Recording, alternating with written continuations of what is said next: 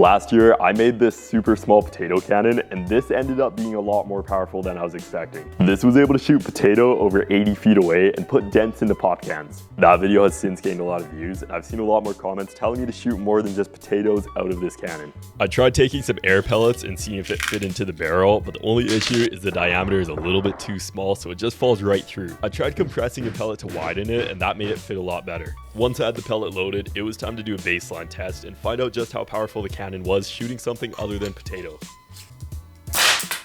I don't know why, but I wasn't expecting this to be as powerful as it was, and this went directly through the target and into my wall. One issue I noticed is compressing the pellets is pretty inconsistent, so I wanted to try making my own ammo, which would be the exact same every single time.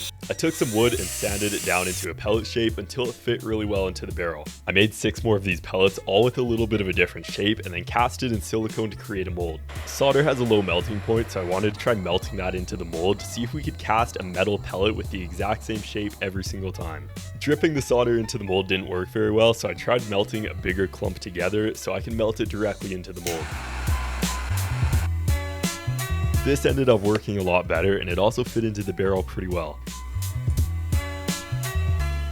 This pellet definitely has more power, and I know this because the dent in my wall is slightly deeper than the other dent in my wall. Alright, the pellets I made out of solder do work, but there's a few things that I want to improve on. First of all, I'm not fully convinced stuff is actually shooting straight out of here, which does make sense. Looking at the dent in my wall, it looks like the pellet hit sideways, making the mark. I'm guessing it hit pretty straight on the target, but then right when it went through, it probably started to spin. It's hard to know if it is even firing straight in the first place. I do have a couple ideas of what we could do to make the ammo actually go straighter. The first idea is to put some grooves on the inside of the barrel, and that would give the ammo a spin. Now you might be thinking, how am I going to get grooves on the inside of the barrel? I'm glad you're thinking the same thing, because I have no clue how I would do that. On top of that, even if we got grooves inside of the barrel, the ammo doesn't even make a perfect fit, so it probably wouldn't even affect it too much. Another option is to put more weight in the front of the ammo, which would make it fly a little bit straighter. I feel like this would help, but it probably wouldn't solve the problem completely. This next idea will make a little more sense if I show you my favorite project on all of YouTube, which is the blowgun that Grant made on the King of Random. The entire thing is made out of PVC pipe, and it works by blowing air through one end, which pushes a dart through the other.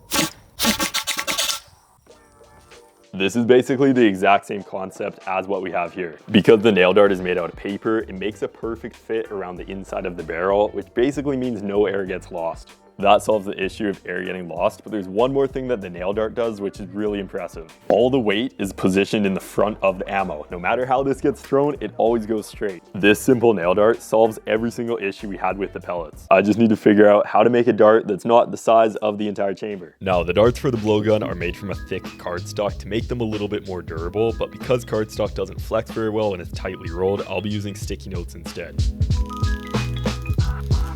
If I used a nail for these darts, I feel like it would be a little bit too heavy because of how small they are, so instead I'm using these sewing needles I got from a dollar store, which should make them a little bit lighter.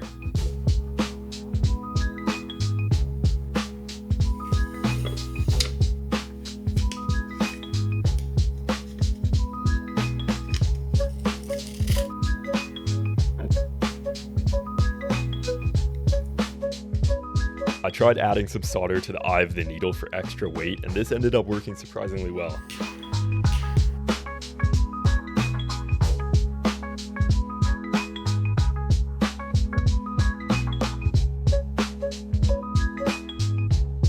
I had no idea what the best weight and size of dart was going to be, so I made a few different variations so we could test it and find out.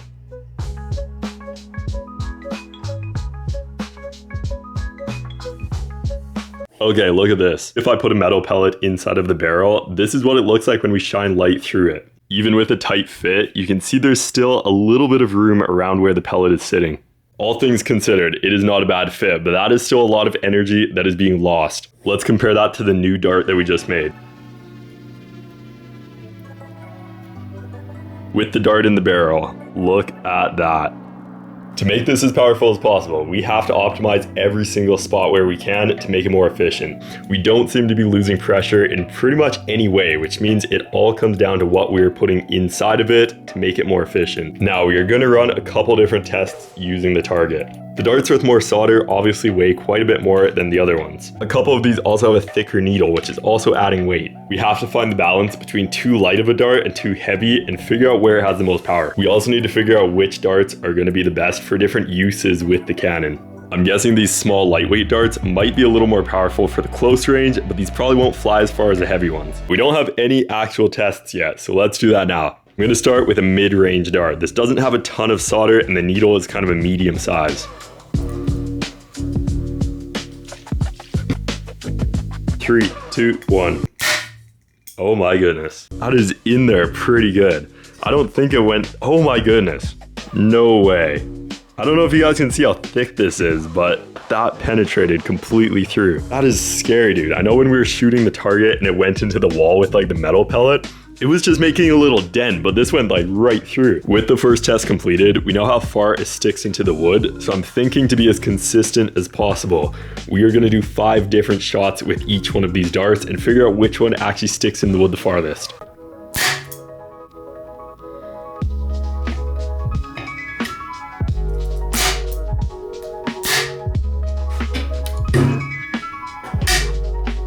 On the last test, when I was taking this out of the target, I actually snapped off the tip of the needle. I'm really impressed with how consistent these are though. Next up is the dart that weighs the least out of all of these. Something else to keep in mind is that this dart has a thinner needle than the other 2 heavy darts, so I'm guessing this could go a little bit deeper in because it has less resistance. 3, 2, 1. Let's have a look and see how far this one went in. Alright, so that's about the same as the other one.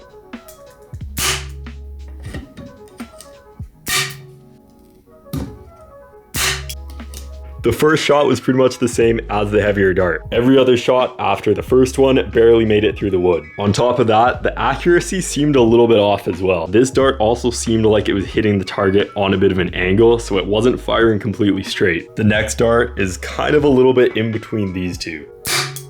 This angle is definitely not something I want to see. This is also the first shot that didn't fully go through the target.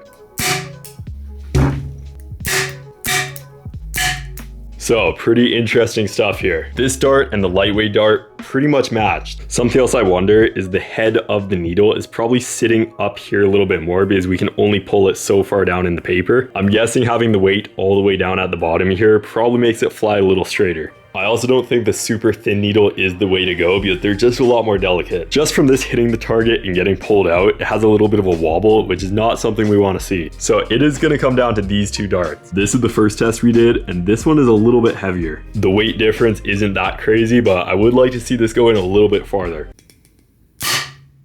Oh my goodness. This hit with so much force. The solder from up here fully just lodged itself into the wood. I want to make a lot more darts with this medium weight, and then we can start having some fun with these darts.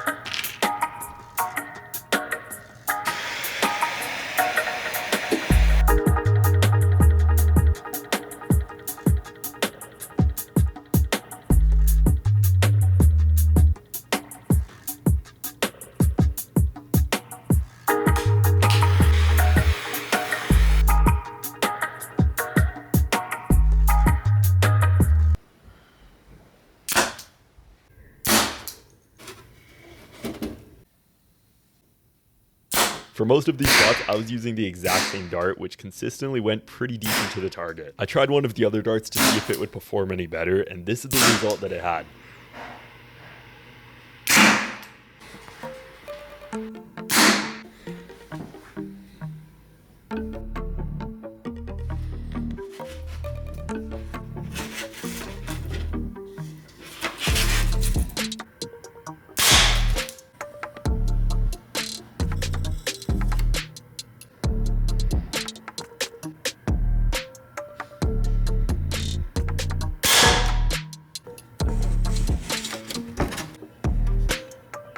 So how fast is this dart actually traveling? Let's break it down. I marked every foot on a 4 feet piece of foam and then filmed it being shot from the cannon at 240 frames per second. Since the camera is capturing at 240 frames per second, each frame is 1/240th of a second. I could only spot the dart in 3 different frames over the 4 foot distance. The dart took 3 frames times 1/240 seconds per frame. That means that the dart traveled that 4 foot distance in 1/80th of a second.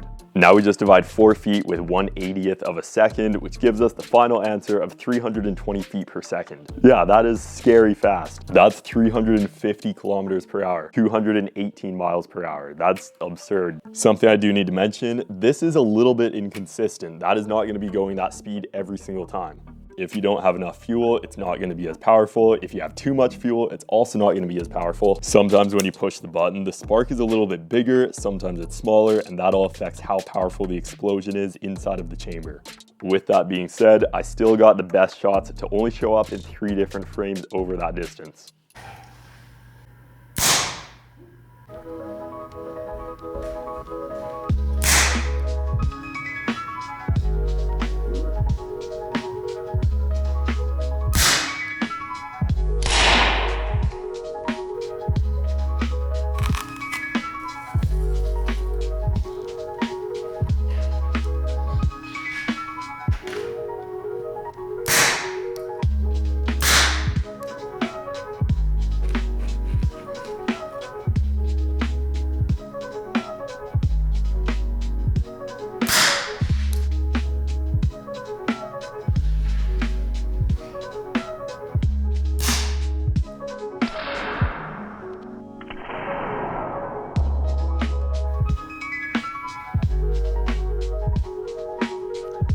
I want to hear from all of you down in the comments of what else I should do to this to make it even better.